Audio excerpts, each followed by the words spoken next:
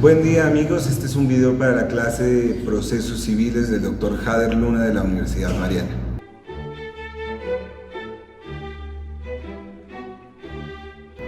El día de hoy hablaremos acerca de las medidas cautelares de embargo y de secuestro. No sé si a algunos de ustedes alguna vez les ha pasado que han firmado un pagaré, una letra de cambio o cualquier título ejecutivo, el cual después han incumplido, y es aquí cuando comenzamos a hablar de las medidas de embargo y de secuestro. Cuando somos accionados judicialmente o por un requerimiento judicial para asistir al juzgado y la forma en cómo los acreedores reclaman sus derechos frente al deudor es a través del embargo o del secuestro. Las medidas de embargo y de secuestro nacen a la vida jurídica como una garantía que se hace para salvar o para asegurar el patrimonio del acreedor. Tenemos entonces, a manera de conclusión, que las medidas cautelares son una garantía al pago de la obligación del deudor al acreedor.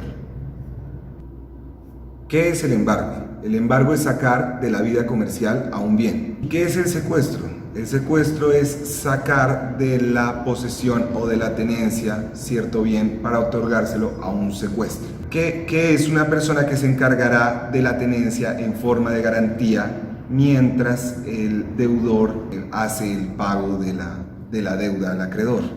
Y en cierto caso, en caso tal de que el deudor no pague la deuda, entonces en el proceso judicial el juez dictaminará que se haga el remate de dicho secuestro y quedará entonces este bien secuestrado a favor de manera activa del acreedor. En términos generales, quien solicite la medida cautelar deberá garantizar principalmente dos cosas. La primera es la legitimidad y el interés para solicitar la medida, y la segunda es la existencia de la amenaza o vulneración.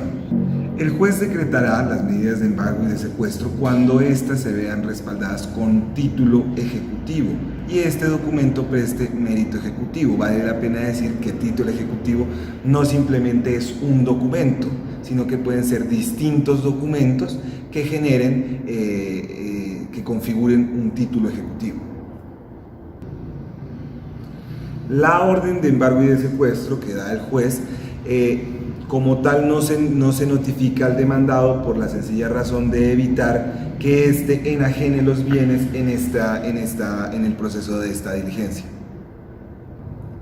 El artículo 298 del Código General del Proceso señala lo siguiente: las medidas cautelares se cumplirán inmediatamente antes de la notificación a la parte contraria del auto que las decrete. Ese mismo artículo también reza lo siguiente: la interposición de cualquier recurso no impide el cumplimiento inmediato de la medida cautelar decretada. Es decir, la ley no considera ningún tipo de recurso que proceda en contra del embargo o del secuestro, así que de manera tal que el demandado tendrá que enfrentar sí o sí este proceso de embargo y de secuestro. Se pueden embargar salarios, arrendamientos, cuentas bancarias, acciones, establecimientos de comercio, inmuebles, vehículos, entre otros bienes muebles, fungibles o no fungibles. Pero también existen otros bienes y derechos inembargables a la luz del artículo 1677 del Código Civil colombiano, y son los siguientes: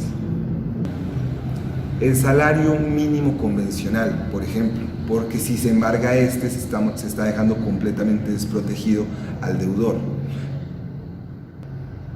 El lecho del deudor, su ropa y la de su familia, por ejemplo. Y también, como tercer punto, también los libros de la propiedad intelectual del deudor. Los instrumentos o objetos utilizados para la ejecución de algún arte o de alguna ciencia, la indumentaria militar también, por ejemplo.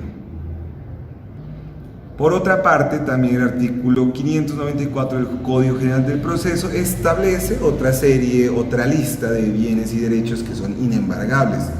Son bastantes, me dispondré a leer unos. Por ejemplo, los bienes y las rentas y recursos incorporados en el presupuesto general de la nación o las entidades territoriales, los bienes de uso público, los recursos municipales originados en transferencia a la nación, las sumas que para la construcción de obras públicas se hayan anticipado o deban anticiparse por las entidades del derecho público.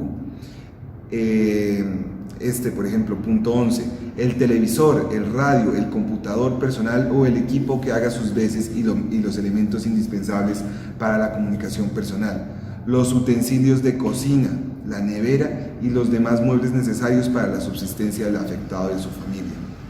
Los derechos, por ejemplo, los derechos personalísimos e intransferibles, los derechos de uso y habitación tampoco se pueden embargar, y entre otras también las 2/3 partes de las rentas brutas de las entidades territoriales.